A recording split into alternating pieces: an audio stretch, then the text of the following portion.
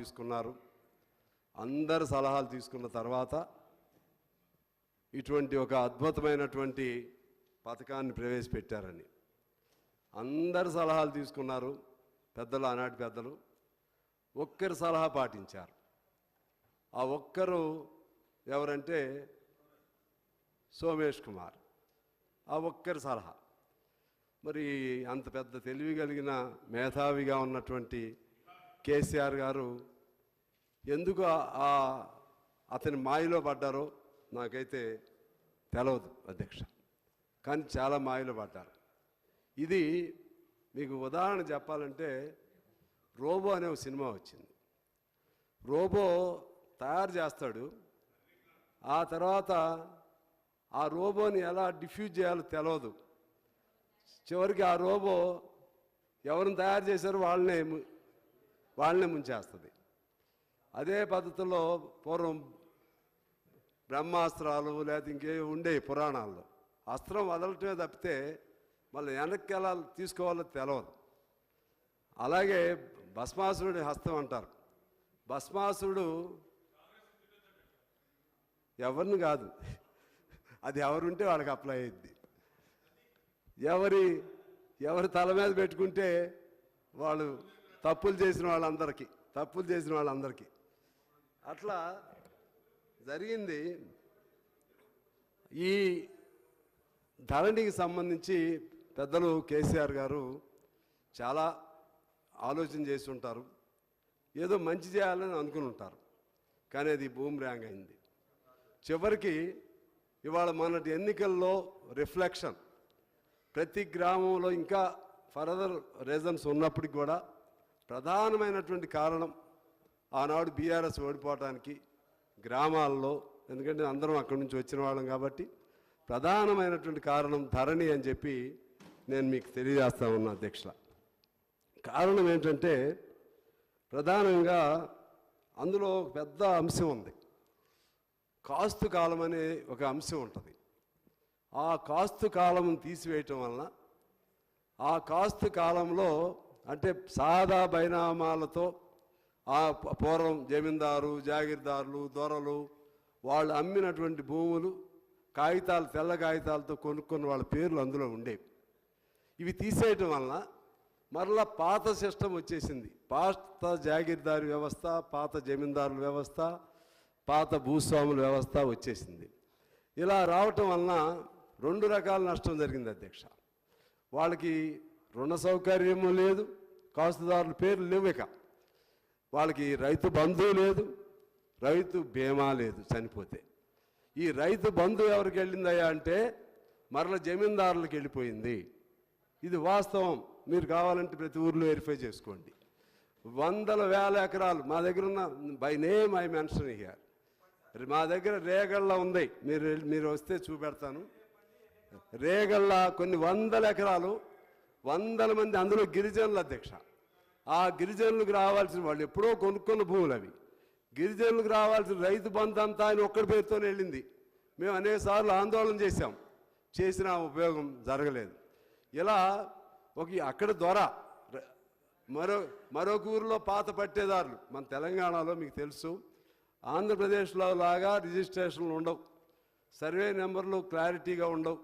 ఇక్కడంతా సాదా బైనామాలు లేకపోతే బై నెంబర్లతో ఉంటాయి. ఈ ప్రభావం వలన నా మిత్రులకు నేను చెప్తున్నాను, అంటే మీరు తెలిసి చేశారని నేనేం అనుకోను. తెలిసి చేసినా తెలియక చేసినా సరే ప్రతి గ్రామంలో మీరు 90 మందికి మంచి చేసి ఉండొచ్చు, 10 మందికి చెడు చేస్తే చాలు, ఆ 10 మందే మిమ్మల్ని ఓడించడానికి కారకులయ్యారు. ఇందాక నేను చెప్పినటువంటి ఊళ్ళో అయితే 10 మంది కాదు అధ్యక్ష, ప్రతి ఊర్లో. అదే అందులో ఆ కాస్తు కాలంలో ట్రైబ్స్ ఉన్నారు, నాన్ ట్రైబ్స్ ఉన్నారు, ఎప్పుడో కొనుక్కున్న వాళ్ళు ఉన్నారు. ఆ విధంగా చాలా నష్టం దీనివలన జరిగింది. దీని ప్రధాన ఉద్దేశం ఏంటి అధ్యక్ష? ఆనాడు వీళ్ళు చెప్పింది, స్లాట్ బుక్ చేసుకుంటే చాలు, mutation, registration at a time అయిపోయింది, తొందరగా త్వరితగతిన అయిపోతుంది, అవినీతి ఉండదు, భూముల సర్వే నెంబర్లు డిస్టర్బెన్స్ ఉంటే అన్నీ సెట్ అయిపోతాయి.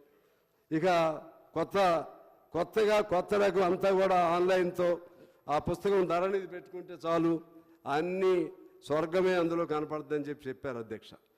కానీ జరిగింది ఏంటి? అన్నీ ఏ అవినీతి జరగకూడదని అన్నారో ఆ అవినీతి ఎప్పుడూ లేనంత అవినీతి జరిగింది అధ్యక్ష. ఎప్పుడు లేనంత అవినీతి.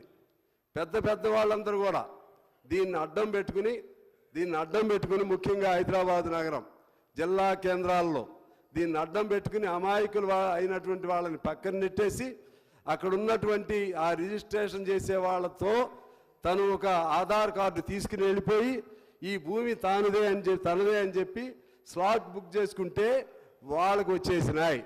మీరు అందుకనే నేను మీ ద్వారా ప్రభుత్వాన్ని కోరుతా ఉన్నాను, ఖచ్చితంగా దీనిపైన విచారణ చేయాలి. విచారణ అంటే ఇది ఒక ప్రాంతమో ఒక చోటో ఒక జిల్లానో కాదు, ఇది అన్ని చోట్ల జరిగింది. ఎక్కడెక్కడ ఎవరి భూములు ఎక్కడికి పోయినాయి, ఎంత భూములు పోయినాయో ఇది ఒక సమగ్ర విచారణ చేస్తే అప్పుడు ఇందులో కల్పిట్స్ ఎవరి భూములు ఎవరు తిన్నారు, ఎంత అవినీతి జరిగింది. ఎందుకంటే ఆనాడు చెప్పారు 2 లక్షల కోట్ల అవినీతి అని.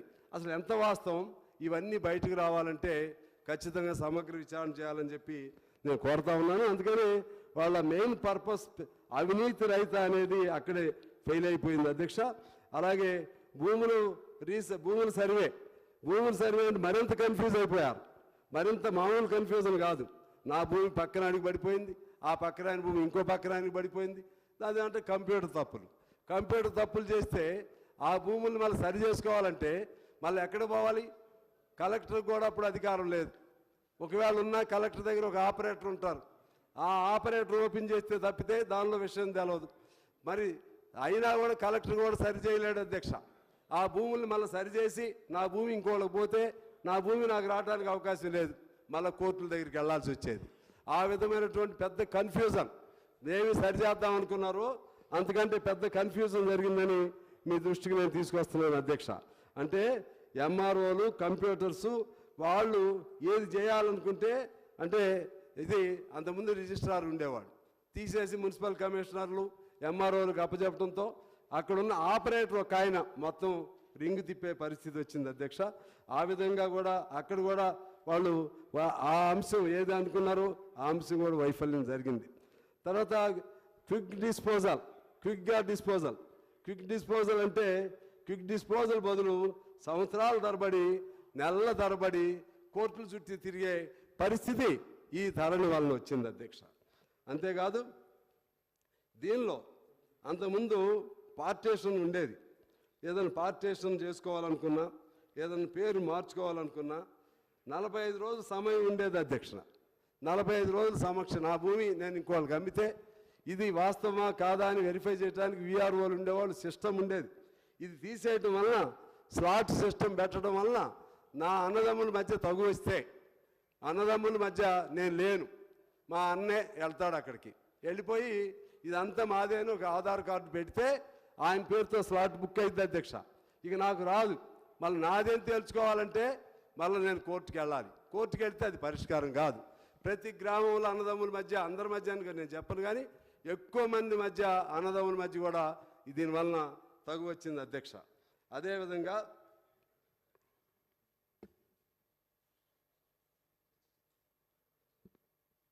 ఈ కేవలం కంప్యూటర్ పైన ఆధారపడటం, అంతకుముందంటే మాన్యువల్ కూడా ఉండేది. ధరణితో కొంత సౌలభ్యం ఏదైనా ఉందంటే కొంతమందికి వెంటనే తెచ్చుకోగలిగారు, కానీ ఎక్కువ నష్టం జరిగింది. అందువల్లనే దీని అసలు తప్పు ఎక్కడ జరిగింది? ఇది అసలు తప్పు అంటే సమగ్ర